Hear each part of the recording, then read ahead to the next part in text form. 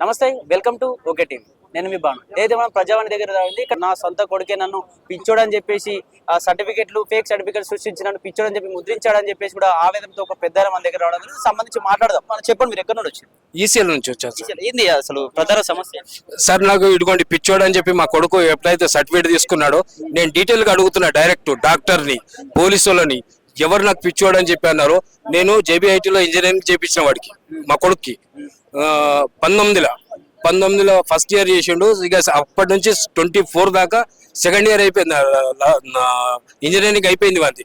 ఇప్పుడు చిన్న జాబ్ చేసుకొని అని చెప్పి ఇప్పుడు నాకు పిచ్చోడు అన్నప్పటి నుంచి నాకు మెంటల్ లెక్క ఉంది. ఇప్పుడు ఎందుకు అట్లా ముద్రించాల్సి వచ్చింది మీ పైన? సార్ వాళ్ళ చుట్టాలందరూ కలిసి ఎవరినో నాకు తెలియకుండా ఎవరినో పెళ్లి చేసి ఇచ్చారంట సార్. అది నిజమా అబద్ధం?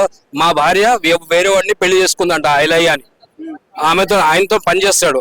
నాకేమన్నది ఆయనకు 10,000 రూపాయలు అడుగు అవసరం ఉన్నాయి, ఈ అడుగు అంటే నేను అడిగి ఐలయ్య 10,000 రూపాయలు ఇవ్వు అంటే ఇచ్చాడు.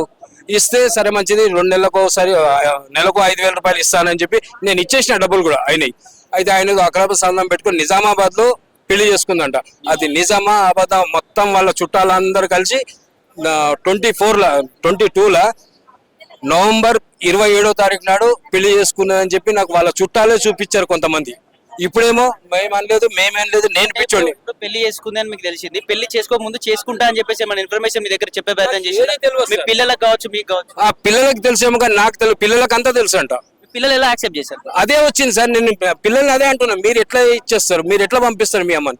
అరే ఒక విడాకులు తీసుకోండి. మరి నేను వకీల్ దగ్గరికి తీసుకెళ్ళా, లాయర్ దగ్గరికి తీసుకెళ్ళి మా భార్యకు, మా కొడుక్కి, మా కూతురికి ఇగో మీకు ఏదైనా కావాలంటే నా తరపు నుంచి విడాకులు తీసుకోండి, మీరు ఏం చేసుకునేది చేసుకోండి, ఎందుకంటే చదువుకున్న వాళ్ళు మీకు ఏం అనరాదు.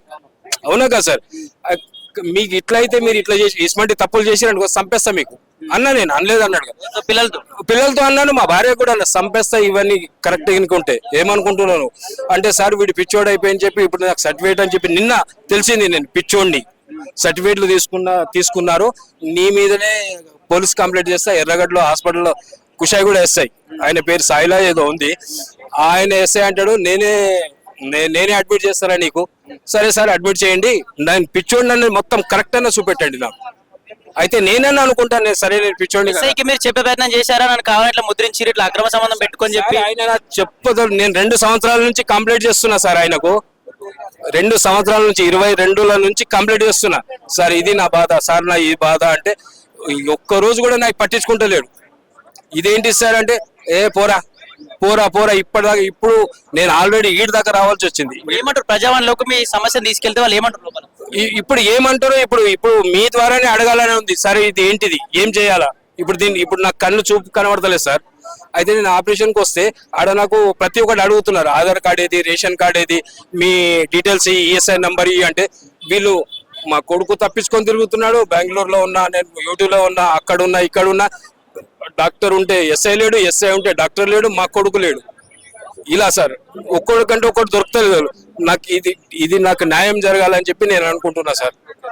అర్థమైందా సార్? 10 సంవత్సరాలు నేను వాచ్మెన్ డ్యూటీ చేసిన శ్రీనివాసం సాయి వెంకటేశ్వర అపార్ట్మెంట్ మౌలాలిలో 10 సంవత్సరాలు వాచ్మెన్ చేసిన సార్ నేను.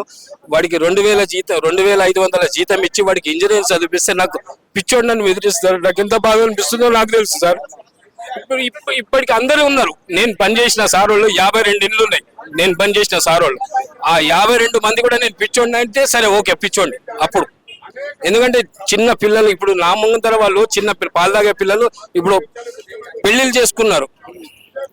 అర్థమైంది సార్? ఇప్పుడు నా ముందర చిన్న పిల్లలు పాలు తాగే పిల్లలు ఇప్పుడు పెళ్లిళ్ళు చేసుకుని హాయ్ అంకుల్ అంటే హాయ్ అంటారు. ఇప్పుడు నేనే నవ్వుతా, ఏమమ్మా మీ శ్రీవారు ఎక్కడ అంటే ఇటువంటి వాళ్ళు ఇంకా ఇప్పటికీ ఒక 100, 200, 300 కలిగింది ఉంచుకో ఇది అని చెప్పి నాకు ఇంత ఇచ్చి విలువిస్తే ఈ నాకు చెత్త నా కొడుకు పిచ్చోడు అంటే నాకు ఎంత బాధ. ఏమంటుంది ఇప్పుడు కొడుకు అంటే ఎట్లా మిమ్మల్ని ఇబ్బంది పెడతా ఉన్నాడు, మరి కూతురు డాడీ వాళ్ళు అన్నది ఒప్పుకో, నేను ఎలా ఒప్పుకుంటా? అర్థమైందా సార్? వాళ్ళు అన్నది ఒప్పుకో, నేను ఇంకోని యాక్సెప్ట్ నేను ఎలా చేస్తా చెప్పండి? మీరు చేయమంటే చేస్తాను సార్. ఇప్పుడు అందరి ముందు చెప్తున్నాను, ఇంకోని మరి అదే మీరు పబ్లిక్ గా చెప్పండి, ఇది నేను చేశాను సార్, ఇది నా వల్ల తప్పైంది, మా డాడీకి నచ్చ చెప్పండి అంటే ఎవరైనా. నేను అరే రమేష్, నాకు కొంతమంది అన్నారు, రమేష్ ఇప్పుడు నువ్వు ఏం చేసుకోలేవు, నువ్వు ఓన్లీ నీ పిల్లల్ని నువ్వు చూసుకొని నువ్వు దూరంగా ఉన్నట్టే అనాథ ఆశ్రమంలో ఉంటున్నాయి. సార్ 3 నెలలు అయింది. ఒక్కొండి అనాథ హాస్టల్లో ఉంటాను. నాకేం అవసరం ఇంత పిల్లల కోసం ఇంత కష్టపడి నేను అనాథ హాస్టల్లో ఇప్పుడు మీరు నమ్మకండి ఒక 20 రూపాయలు ఉంటే 10 రూపాయలు అన్నం తిన్నా నాకు పోతందుకు ఒక 50 రూపాయలు. రేపు హాస్పిటల్కి పోవాలంటే నాకు 100-200. నిన్న ఎస్ఐ ఏమంటుండే, నిన్ను అడిగితే అరే వాడికి ఒక 1000 రూపాయలు ఇచ్చేయండి, నేను బిచ్చం వేస్తున్నారా? నాకు అర్థమైందా సార్? నా కష్టార్జితం మొత్తం మీరు మొత్తం దోసుకొని ఇవాళ నాకు 1000 రూపాయలు బిచ్చం వేస్తున్నారా? నాకు మొత్తం ట్రీట్మెంట్ అన్న మొత్తం చూపించి నాకు పోషించాలి ఎవరు? అర్థమైందా సార్? నా ఇంటికి రానివ్వట్లేదు. మీరు ఇప్పటికి కూడా ఫోన్ చేసి అడగండి. ఇదిగోండి మీరే ఫోన్ చేసి అడగండి, నంబర్ ఇస్తా. వద్దు మా డాడీ మమ్మల్ని చంపేస్తాడు. ఎందుకు చంపేస్తాడు? కారణం చెప్పండి. అవునా కాదు? మీరు తప్పు చేశారు కాబట్టి చంపేస్తా. ఈ రోజు కూడా చెప్తున్నా సార్, మీరు ప్రూఫ్ అయితే ఎంత మంది ముంగట కోర్టులో కూడా చంపేస్తా అని చెప్తాను. నేను భయపడట్లా. ఎందుకంటే నేనే చచ్చిన తర్వాత మీకెందుకు బతికిస్తాను సార్? చెప్పండి. మీరు నా కొడుకు లెక్క సార్. నేను చచ్చిపోయిన తర్వాత మీకెందుకు బతికేయాలి? అవునా కాదు? నేను పిచ్చోడిని అన్నప్పుడు పిచ్చోడు ఏమైనా చేయగలుగుతాడు. ఇది ప్రూఫ్ చేసిన తర్వాత మిమ్మల్ని చంపేయకపోతే నాకు అడగండి.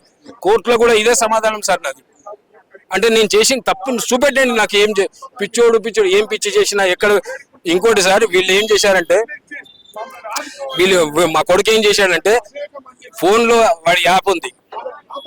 ఇప్పుడు నేను చంపేస్తా కొడుకు ఇంట్లో ఏదైనా అనుకుంటా ఫ్యామిలీ విషయంలో అంటే ఆ ఫోన్ యాప్ లో మొత్తం చిత్రీకరించి సార్ ఇదిగోండి అన్నం సార్ ఇంట్లో అనలేదన్నట్టుగా ప్రతి ఒక్కళ్ళ ఇంట్లో కూడా ఉంటుంది సార్. నేను అన్నాను కాదు, నేనే కాదు, ప్రతి ఒక్క తండ్రి ఇప్పుడు కూతురు కంటాడు, కొడుకు కంటాడు, భార్య కంట అనడా? అలాగే నేను కూడా అంటే అవన్నీ చిత్రీకరించి సార్ ఇది ఇదిగోండి మా అయ్య ఇట్లా చేస్తున్నాడు, అట్లా చేస్తున్నాడు. నేనంట సార్ ఇప్పుడు నేను నా నోటి నుంచి ఇప్పుడు నేను సిగ్గిడిసి చెప్తున్నా, మా కూతురు చేత నేను స్నానం చేస్తుంటే స్నానం చేసి బట్టలు మార్చుకుంటే నేను చూశానని చెప్పి కొన్ని కంప్లైంట్ ఇచ్చారంట. సొంత కూతురు అయితే నేను ఏదో ప్రూఫ్ చేయమని చెప్పండి, మీడియా ముందర మాట్లాడమనండి. అసమంటి తండ్రి నేను సమాజంలో ఉండేందుకు చావడమే మంచిదని నాకు అనిపిస్తుందా లేదా? చెప్పండి సార్. నాకు ఈ ఆవేదన ఇది నాది.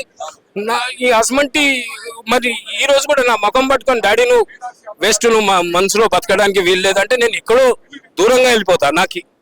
నేను ఓకే దానికి. నేను అందరి లెక్క ఏందమ్మా ఇది అంటే వాళ్ళు అన్నట్టు ఒప్పుకో డాడీ, వాళ్ళు అన్నట్టు ఎందుకు ఒప్పుకుంటా నేను? చెప్పండి సార్ మీరు ఎందుకు? చివరిగా మీరు మరి ఏం చేద్దాం అనుకుంటారు దీనికి సంబంధించి? ఏం చేద్దాం కదా సార్, ఇది నాకు ట్రీట్మెంట్ చేసి నాకు ప్రతి ఒక్కటి పోషణ నాది ఏంది. మరి ఈ వయసులో నాకు ఇలా ఎందుకు చేశారు? ఎందుకు చేయాల్సి వచ్చింది? ఇప్పుడు నేను ఎందుకు చెప్తున్నాను, మీరు కూడా ఎందుకు చేయాల్సి వచ్చింది మొత్తం చెప్పాలా వద్దా? చెప్పండి, సమాధానం చెప్పండి. మీరు మీడియా ముందర రండి, ఎక్కడికి వస్తారో అక్కడికి రండి, వచ్చి నన్ను పిలిపియండి. నేను అనాథ ఆశ్రమంలో ఇక్కడ బేగంపేట బ్రిడ్జ్ కింద ఉన్నాను సార్, నాకు పిలిపియండి సార్. నువ్వు ఇవాళ నేను ఇక్కడ మాట్లాడుతున్నా. నేను ఇంతకు ముందు 2-3 ప్రెస్ వాళ్ళతో కూడా మాట్లాడా, కానీ అవి ఫ్యామిలీ మ్యాటర్ సార్, మేము తీసుకెళ్ళలేము అని చెప్పి అన్నారు. ఓకే సార్, అట్లేం లేదు. ఇప్పుడు నాకు కంటి చూపు పోయింది. డాక్టర్ ఆపరేషన్ చేస్తే కూడా బాబు నీ మెడిసిన్ ఏం వాడాం ఏం కదా అని మొత్తం డీటెయిల్స్ ఇస్తే నేను చూస్తా, లేకపోతే నేను ఏం చేయలేను. సీఎం ఆఫీస్కి వచ్చిన తర్వాత నేను రాసుకున్న తర్వాత కూడా ఆమె దీన్ని ఏం చేయలేను బాబు ఇటు చూడు అని అన్న తర్వాత నేను ఏం చేయాలి చెప్పండి, నేను ఎక్కడికి వెళ్ళాలి? ఇలా ఎందుకు చేశారు నాకు? అది నేను అడుగుతుంది. నాకు నువ్వు బతుకు సావు అని చెప్పి నన్ను వదిలిపెడితే నా బతికేది నేను అడుక్క తినేను. మీ హస్బెండ్లకు అడుక్క తినేను, 10 రూపాయలు ఇవ్వండి సార్, అడుక్క తినేనా పొట్ట పోసుకుంటా సార్. ఇవాళ చూపు లేకుండా చేసి నేను ఎక్కడికి పోవాలి? అర్థమైంది సార్ నా బాధ.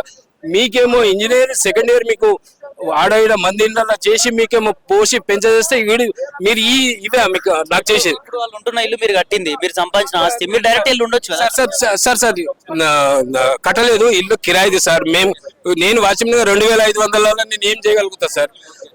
వాళ్ళకి చదివించడం ఈడ దాకా వచ్చడం పెద్ద కష్టం sir. 1,30,000 JBIT fee, JNT fee, exam fee అలాగు, జేఎన్టీ ఫీజు అలాగు, కాలేజ్ ఫీజు అలాగు, మళ్ళీ రోజుకో 50 రూపాయలు వాడికి ఖర్చుకు 50-100 నా లేకున్నా ఇచ్చిన రోజులు సార్. నేను అంటే నా కొడుకు ఉపాసం ఉంటాడు కదా, అంత దూరం నేను ఈసెల్లో అంత దూరం నా కొడుకు పోతే ఎవడిస్తాడు? ఇప్పుడు నేను ఒక మాట చెప్తాను, నాకు ఆకలి అవుతుంది, నాకు 10 రూపాయలు ఎక్కడన్నా ఎవరినైనా అడగలేదు, నా కొడుకు ఎవరు ఎందుకు అడగాలని చెప్పి నా దగ్గర లేకుండా ఒక 100-50 వాడికి ఇచ్చేవాడిని. అలాంటిది నేను ఇవాళ అన్నం గురించి ఒక 10 రూపాయలు ఇవ్వండి సార్ అని చెప్పి మీలాంటి వాళ్ళకి అడగాల్సి వస్తుంది. నాకు ఎంత బాగా అనిపిస్తుంది సార్ ఈ విషయంలో? చెప్పండి మీరు. నేను అడగడం తప్ప? నేను ఏం తప్పు మాట్లాడుతున్నా సార్? ఈ రోజు కూడా చెప్పండి. మీరు పిచ్చోడు అంటున్నారు కదా, ఏం పిచ్చి మాటలు మాట్లాడుతున్నా, నేను ఏం పిచ్చి లెక్కల్లో ఉన్నానో నాకు మొత్తం డీటెయిల్ చేయండి సార్. నాకు ఇది నా వర్షన్. అవునా కదా సార్? నేను ఏం నేను ఏం పిచ్చి లెక్కలు చేశానో ఏం మొత్తం మీడియా ముందు ప్రజానికి చెప్పండి, వీడి చేయొచ్చా అది నేను కూడా చూసి కొద్దిగా తలదించేలా ఉండాలా వద్దా నేను. ఇప్పుడు మీకు నేను ఇంత ధైర్యంగా మిమ్మల్ని అడుగుతున్నా, నాయి కూడా కొన్ని తప్పులు ఉంటే చూపెట్టండి. మనిషి అన్నప్పుడు సమాజం అన్నప్పుడు నేను కూడా ఏమైనా తప్పులు చేశానేమో అది కూడా ఒప్పుకుంటున్నా సార్. నేను చేస్తే నాకు చూపెట్టండి, బాబు నువ్వు ఈ తప్పు చేసావు అందు గురించే నీకు ఇలా అంటున్నారు. ఎస్ నేను దానికి అగ్రి అవుతాను, చూస్తాను. లేకపోతే నాకు తప్పు అయిపోయింది సార్, ఇంకోసారి నేను చెయ్యను అంటాను. అవునా కదా? అది నా ఆవేదన సార్. ఇది నేను మీకు ఇది అనట్లేదు.